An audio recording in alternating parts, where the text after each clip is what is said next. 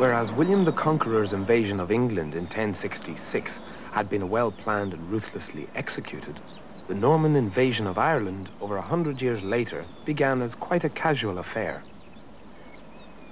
In the 12th century, Ireland was divided into several small kingdoms, and there was continual fighting between the rulers of these kingdoms, each wanting to become the High King or ruler of all Ireland, and often different leaders would join forces to strengthen their position.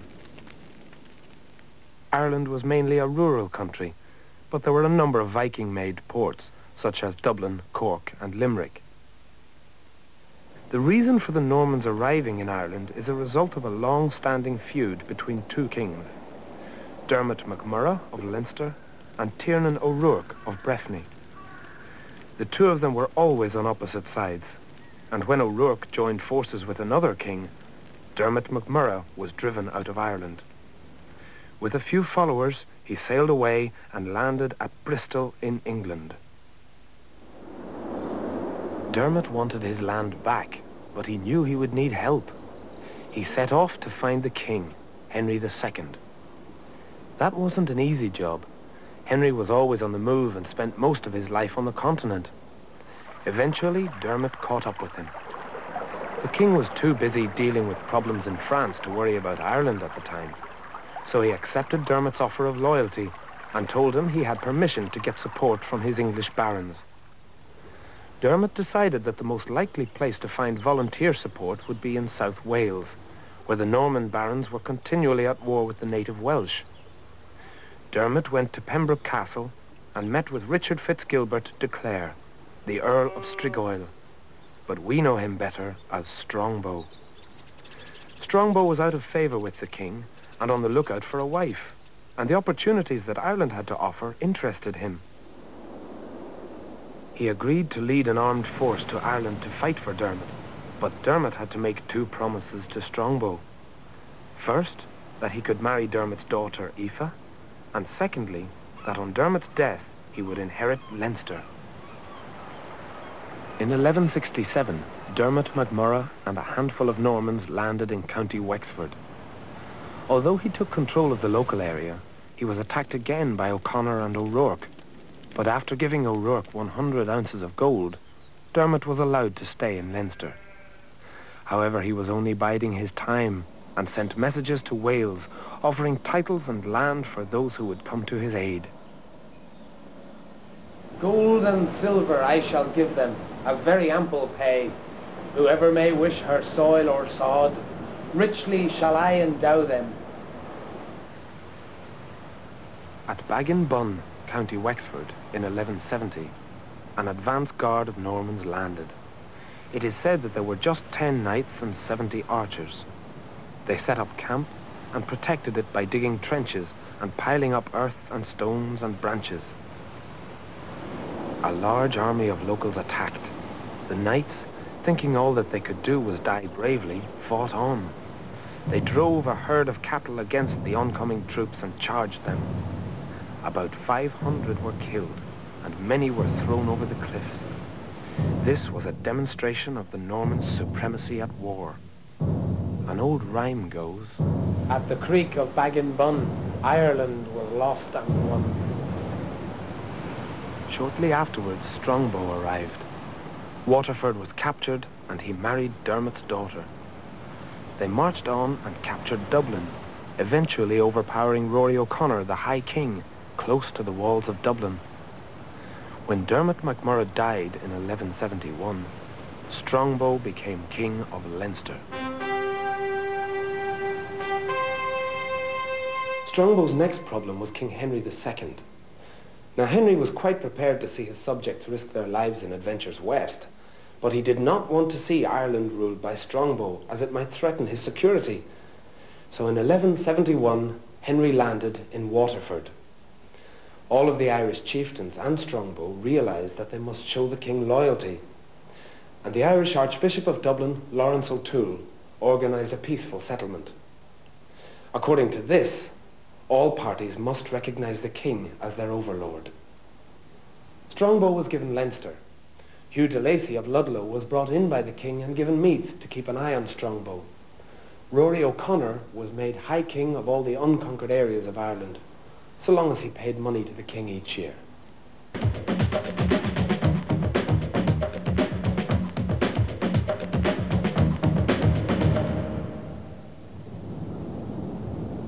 Strongbow helped Lawrence O'Toole to construct a new cathedral, Christ Church Cathedral in Dublin. Today in the cathedral you can see the effigy of a knight, said to be Strongbow's tomb. There is also a chapel dedicated to Lawrence O'Toole. He is buried in Normandy, but his heart was brought back to his cathedral in Dublin.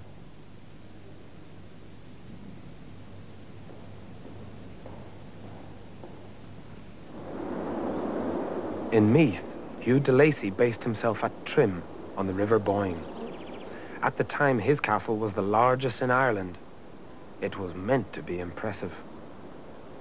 Hugh de Lacy made himself secure in Meath and made Trim the headquarters of his lordship.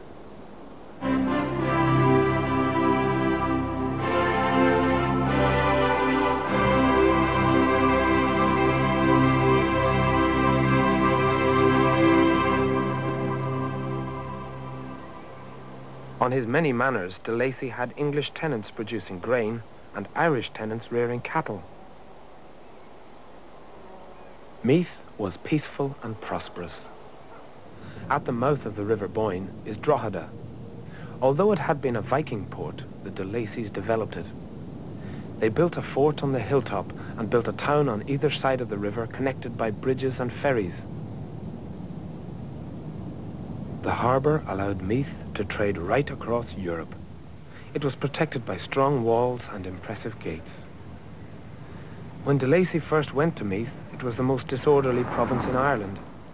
He built a number of motte and bailey forts, which are basically wooden forts on mounds of earth, and gradually he took control. The Normans started to spread through Ireland. Again, their progress tended to be a bit haphazard. As a general rule, they left the hill country, woods and boglands to the native Irish, and the Normans stayed on the plains, coasts and rivers.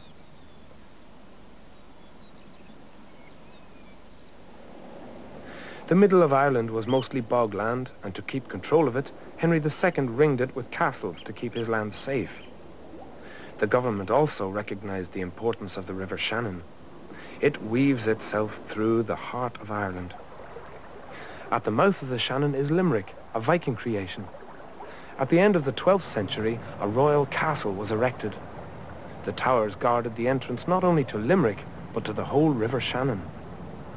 Having reached the Shannon, the Normans spread in a number of directions. Some moved into Kerry, others into Cork, but some decided to go north.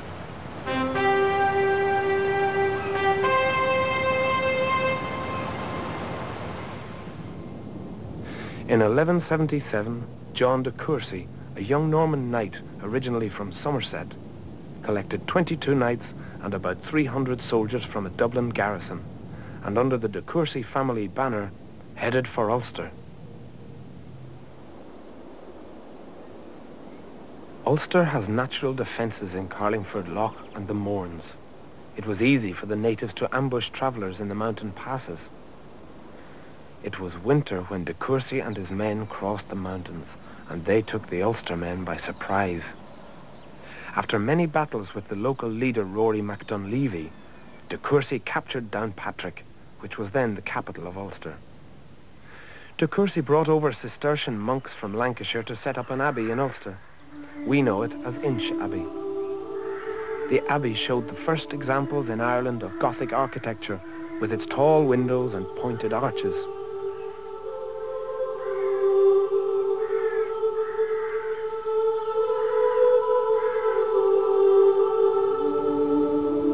When de Courcy arrived in Ulster, Belfast was just a crossing place where the river was shallow enough to be waded across. Around the open countryside, de Courcy erected mottes at Dundonald, Knock and Mount Pottinger, or Pottinger's Mott. The main settlement on what is now Belfast Lough was where there was a deep water harbour, Carrickfergus. De Courcy had a stone castle built, and Carrickfergus became the base of the earldom of Ulster. The castle has been added to and changed over the years.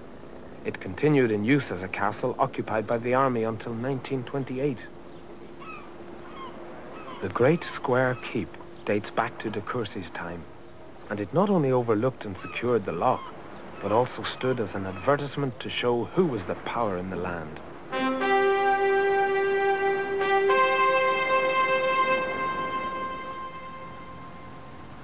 Carrickfergus was more than a castle.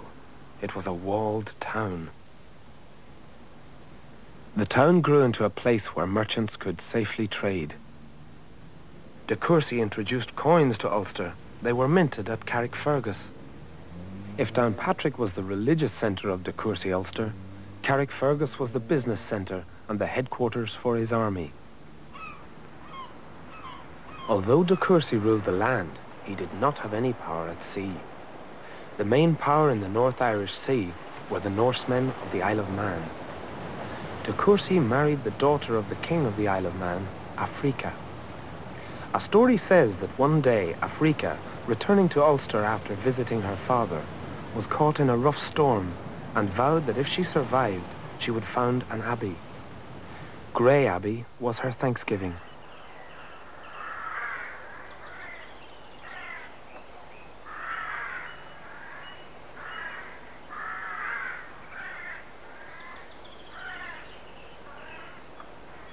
It is thought that it was never quite as grand as she had intended.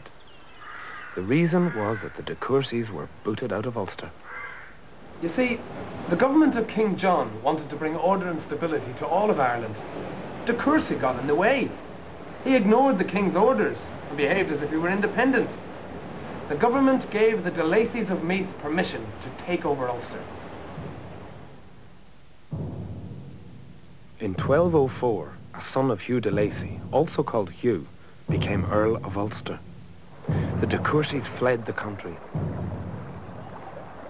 Shortly after, King John fell out with all his Irish barons, and in 1210 he brought an army to Ireland to teach them a lesson. The de Lacys, Walter in Meath and Hugh in Carrick, did not do as they were told.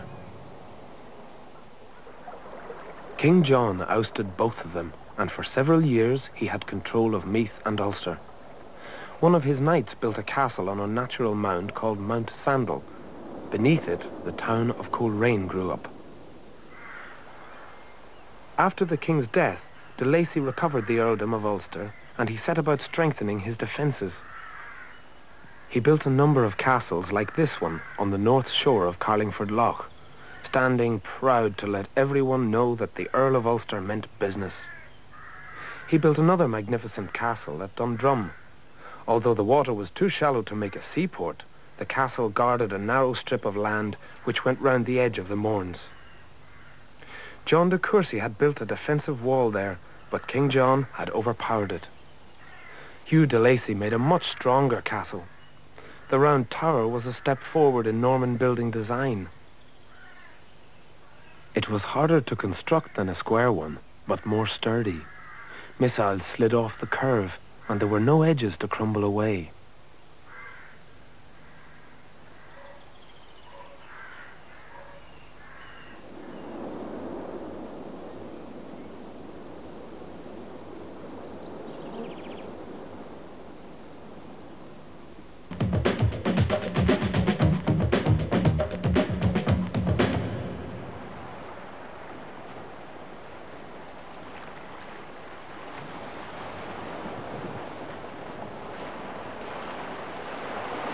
All the castles in the north of Ireland were close to the sea, whereas in the south they ventured further inland, intended to control the land.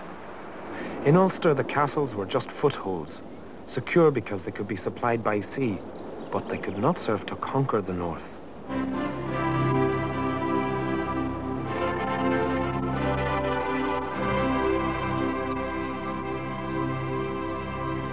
The Normans pushed north, building strongholds in Limavady and as far along the coast as Inishowen.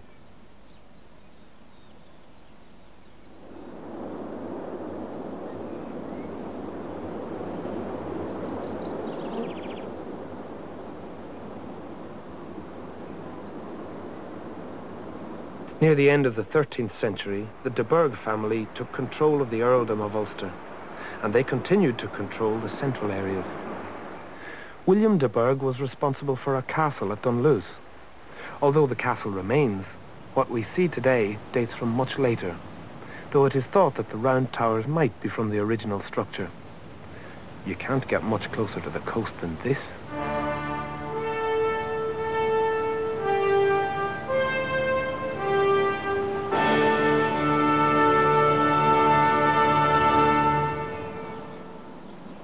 The Earldom of Ulster prospered for over a century, until it got caught up in the wars between the English and the Scots. The King of England used a continuous supply of Irishmen in his armies. The Earl of Ulster at the time, Richard de Burgh, contributed his men, even though his daughter Elizabeth was married to Robert the Bruce, the Scottish king. Bruce felt he could stop the flow of men to the English armies by taking over, or at least weakening, Ulster. He sent his brother Edward to invade Ulster. He landed near Larne and attacked Carrickfergus.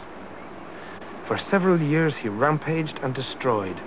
Eventually he was defeated and killed, but the earldom never really recovered. The Normans conquered England and Wales. In a way they conquered Scotland too, as Robert the Bruce was of Norman stock. But they were never able to take full control of Ireland, and therefore a fully controlled nation didn't evolve. Throughout Ireland there are many signs that the Normans came, even if they didn't conquer.